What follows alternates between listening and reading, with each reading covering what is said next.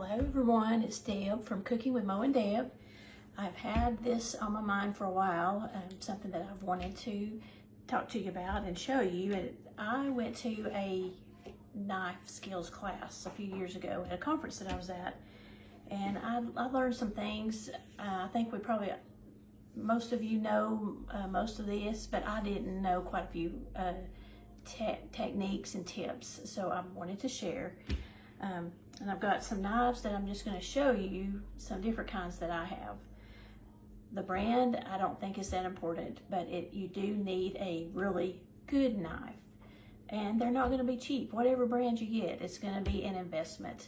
But I think that a good knife gets you in and out of the kitchen a lot quicker than something that's much cheaper, that won't last, that's going to break, that just won't give you a good cut. So you end up fighting with it and spending a lot more time on something than you really need to do. So I suggest you invest in a good knife. Mine are mostly Pampered Chef. I know Mo likes Reda knives. I actually have one, which I don't think I got it out, but that's a good brand too. I'm sure there are others, but these are my favorites. So I'm just going to show you what I have, and then I'm going to show you a technique. So I think a bread knife is important. Mine, you can get knives in a block and let them sit on your cabinet. I like to keep mine in a drawer, and mine all have a cover. But this is a bread knife.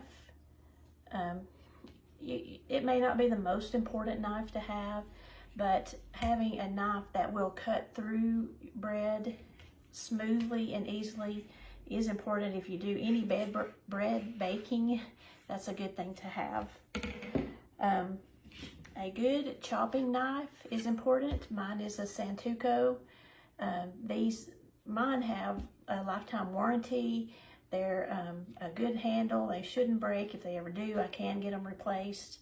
But this has these little vented things here so that when you're chopping, that you can more easily get the food off of the knife so that it won't stick to the edges of it. A good utility knife is important. You can use it for chopping too. It's a little bit smaller than this Santoku, the smaller blade, but that's a good one to have. A tomato knife. If you cut tomatoes at all, you should have a really good tomato knife. A couple of things about tomato knives are the blade is more narrow, and it has these serrated edges that helps it to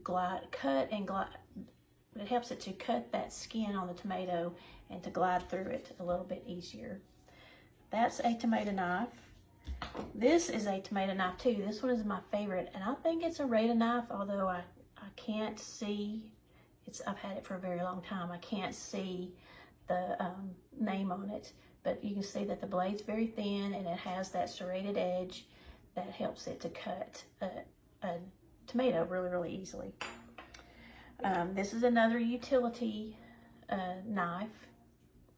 Another important one to have is a good peeling knife or paring knife. That's what that one is. And this one also is another paring knife. So if you're peeling potatoes or carrots or something, I actually use a vegetable peeler, but sometimes people like to use a knife to peel. That's fine. Those are good for peeling. So my favorite knife of all these are this little paring knife and this Santoku. So the technique that I learned was, I'm just going to use a potato to show you. It's the way you hold your hand that is not cutting. So it's called a claw.